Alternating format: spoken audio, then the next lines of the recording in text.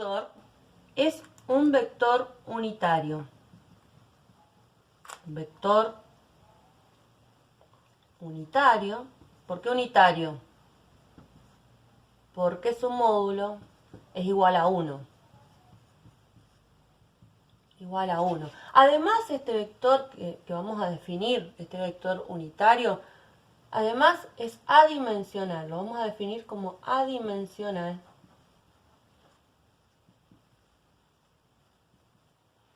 Es decir, que no tiene unidades.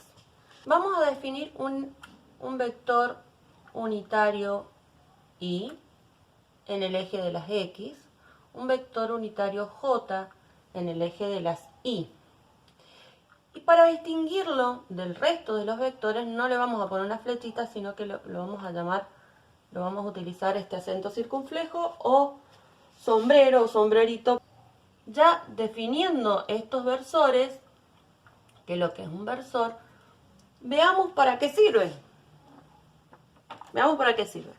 Supongamos que tenemos un vector F1, supongamos que ese vector es una fuerza, que es con lo que más vamos a trabajar en esta primera unidad,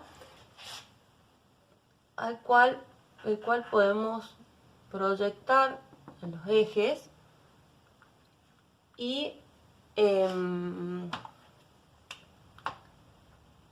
escribir sus vectores componentes en cada uno de los ejes. Bien, nosotros hemos dicho, ya hemos trabajado con las componentes, pero no lo hemos escrito como vector componente, simplemente lo hemos escrito a las componentes como un escalar. Ahora, ¿cómo podemos escribirlos como vector? Usando los versores. Entonces, fíjense que el vector componente de F1 en X va a ser F1 X igual a la componente F1X por el versor. Es decir, que yo estoy diciendo, este vector es F1X el vector unitario. O sea, multiplico el vector unitario por F1X y obtengo este vector que tengo aquí. ¿Ok? Entonces, si eso mismo hago con el vector componente en Y, vamos a obtener que F1 en Y es igual a su componente F1Y, esto es un escalar, por el versor J. ¿Estamos? Entonces ahí, de este lado del igual, tenemos la flecha para indicar que esto es un vector. Del otro lado del igual, si esto es un vector, del otro lado del igual tiene que ser un vector. Entonces el carácter de vector me lo da el versor o vector unitario, en este caso J. Entonces esto es un número y esto es un vector. Un escalar por un vector me da un vector. Estamos, un vector por un escalar me va a dar un vector que está en la misma dirección, pero no necesariamente con el mismo sentido, porque recuerden que si este número es negativo, entonces este vector va a tener sentido contrario que el vector que estoy multiplicando. Hagamos otro ejemplo. Supongamos que tenemos, ahora sí, alguno negativo. Ahí este vector, su componente en X es negativo.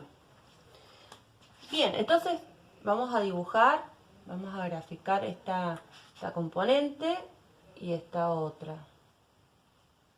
F2 va a ser este vector. Y el vector componente en X de 2, o sea que esto sería F2X, va a ser igual a la componente del vector 2 en X por el versor Y también. ¿Está bien? lo escribimos de la misma manera. ¿Y por qué por qué lo escribimos de la misma manera si uno está apuntando para allá y el otro está apuntando para acá? Y bueno, porque esta componente será positiva y esta componente será negativa. Como ya hemos visto que las componentes pueden ser negativas. Bien. Y acá entonces esta componente en I lo vamos a escribir como F2 igual a F2 I por J. ¿Estamos bien? Entonces, ¿cómo escribimos estos dos vectores? ¿Cómo los escribimos utilizando los versores, estos vectores unitarios? Los escribimos de la siguiente manera. F1 va a ser igual a F1X por el versor I más F1I por el versor J. F2 lo vamos a escribir de la misma manera.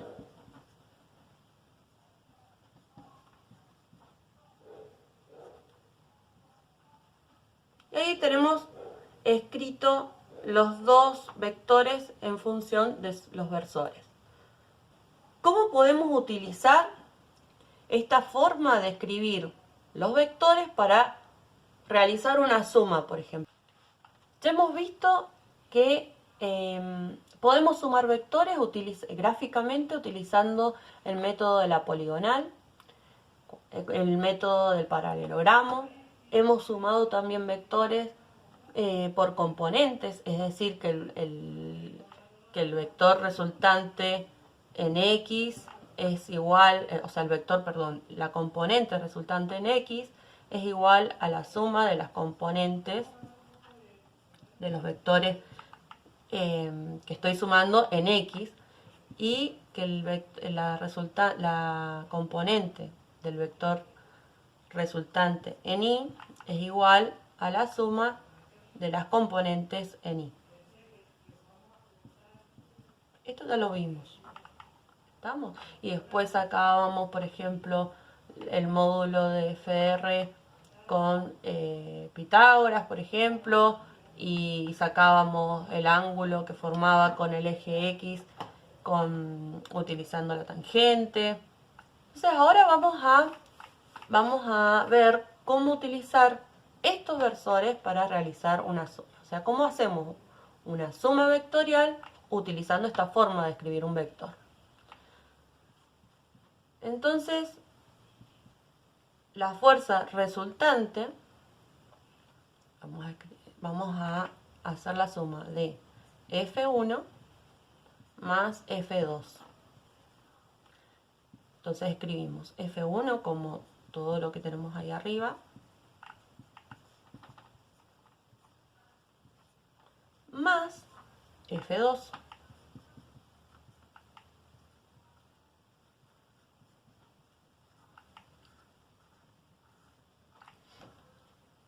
Bien, ahora fíjense que esto no podemos sumar numeritos, digamos, números que están en componentes que están en el eje de las X con las componentes que están en el eje de las Y. Quiero decir que si esto es un 3 y esto es un 4, yo no puedo hacer 3 más 4.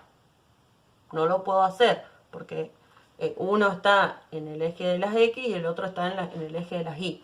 Lo que tengo que hacer es juntar, o sea, reordenar esto que tenemos acá de tal manera que podamos sumar las componentes en X y con las componentes en Y, que eso ya lo hemos hecho. ¿Estamos? Entonces vamos a reordenar esta ecuación. Entonces, por un lado vamos a poner las componentes en X. F1X más F2X, todo eso en Y, o sea, en el eje X, por lo tanto pongo el versor Y. Tener F1Y más F2 en I por el versor J. ¿Estamos? Entonces, esto, ya sabemos que este es la componente del vector resultante en X. Acá estamos utilizando lo que ya aprendimos cuando sumábamos componentes. Por lo tanto, esto es igual a f rx en I más f r i por el versor j.